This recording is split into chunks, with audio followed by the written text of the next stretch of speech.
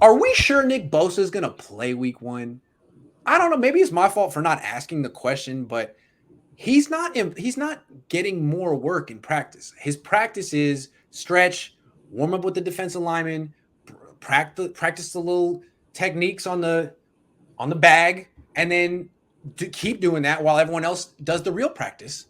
And meanwhile, other people, like usually people get a little bit more every practice, a little bit more. Seems like the Niners are being very, very cautious. And then I'm hearing that you got Saquon Barkley most likely not coming back till week 3 because that'll be a full year out since he tore his ACL. And I'm thinking, is that what's happening here? I mean, Bosa also messed up his meniscus. I mean, it wasn't just his ACL, it was a fairly serious knee surgery. Over under. Not over under. Do you think he plays week 1? I think so. I think that the Niners do have a playbook for Nick Bosa, and I think you can get it from the guy that's on your roster and D Ford, right? So D Ford was with the Chiefs, didn't really practice. They just kind of like ushered him out in games and let him do his thing. And I think if Ford is not Ford, if Bosa is having these type injuries, that's what you do with him. And then if he keeps having these problems, when it comes time, you give him that franchise tag, and then you find a nice other team, you take him off, and then you go trade for another pass rusher. Was that a line from Don't Be a Menace? I think it was. Anyway, look, it's possible that the Niners are being very cautious with Nick Bosa. And it's possible they're doing with him what the Chiefs did with D Ford. Let me say why I'm a little skeptical, though. The Niners have never acted that way. These Niners. They're very big on culture and, all that kind of stuff. And D Ford is out there practicing, doing 11 on 11s, even though he just missed a full year with a very mysterious, spine injury. So if they want D Ford to go out and prove it in practice with all that's at stake for him, I gotta wonder if there's another reason that Nick Bosa isn't back yet. Maybe he's just a little further off than we realize. And when I say further off, I'm saying like Barkley, like week 2 or week 3 instead of week 1. Not like he's not going to play this year. I don't think that's.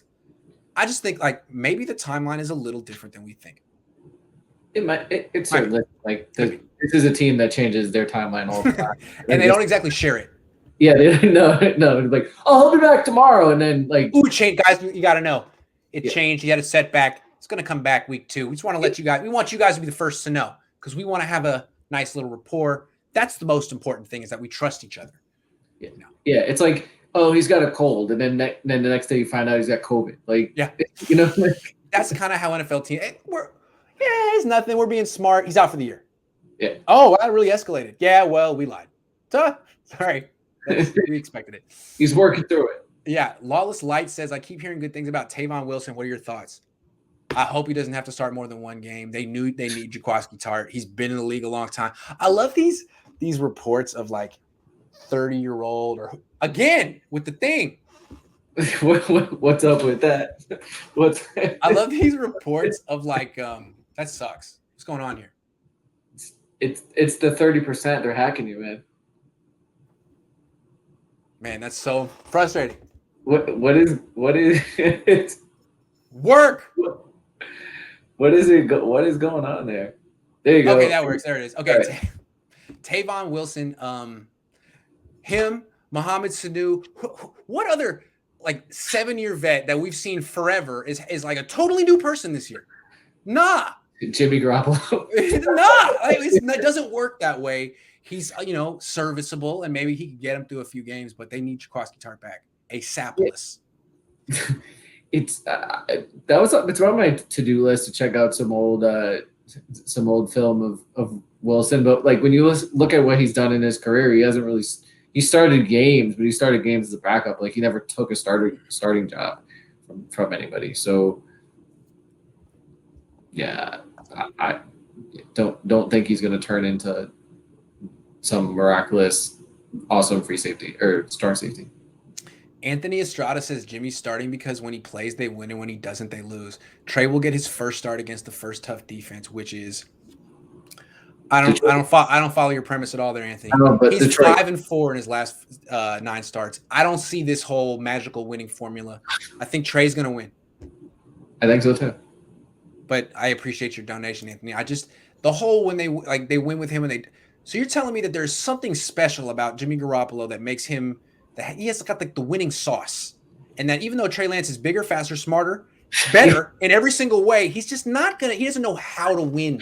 He doesn't got that winning gene. I seriously disagree with that. Even though I think Trey Lance. I'd have to look at his high school career, but I think that he probably has maybe lost 2 games in like his last 8 years or 6 years of football. Yeah. He didn't lose at NC State, right? So probably didn't lose much in high school. From what I understand is his high school was very good. Like part of the reasons he didn't get recruited is because they were just wiping teams by the half. So definitely. Robert says, who's been the biggest surprise and disappointment? Camp, love the Ace Ventura and don't be a menace references. The biggest disappointment for me so far has been Rosen. I really, really thought that he was going to be locked in, good situation, knowing the offense, tearing it up. No, so far he looks like the same person who's disappointed 3 franchises. Rosen, biggest surprise? I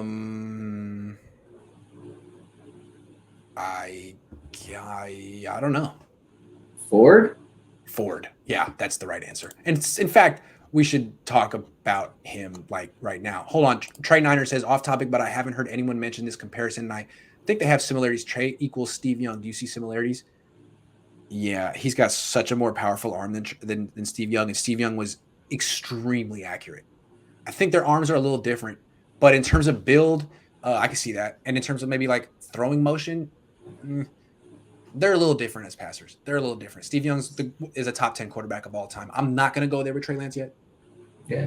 Steve Young probably is banging his head against the wall with what quarterbacks are doing nowadays. Yeah. They're allowed to do like he would have been so good in this era. And next time you're on with your father, ask him if he thinks Walsh would have implemented like some sort of option or like that. It'd be interesting to see. Yeah, I will.